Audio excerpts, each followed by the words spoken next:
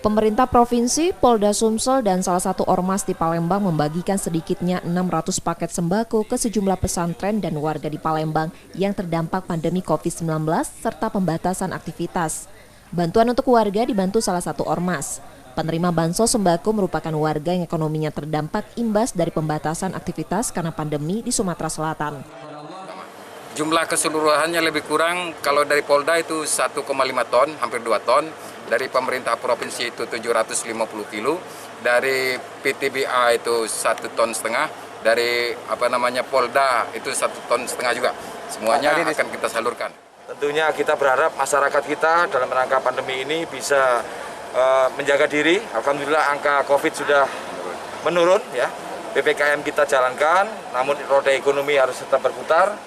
Kita doakan masyarakat kita yang mungkin masih terpapar bisa segera sembuh, yang sudah mendahului kita doakan supaya diberikan tempat yang layak di sisinya. Amin, amin. Dan kita semuanya yang masih sehat ini diberikan kesehatan untuk bisa tetap beraktivitas sehari-hari dengan normal walaupun dengan batasan PPKM yang harus kita patuhi.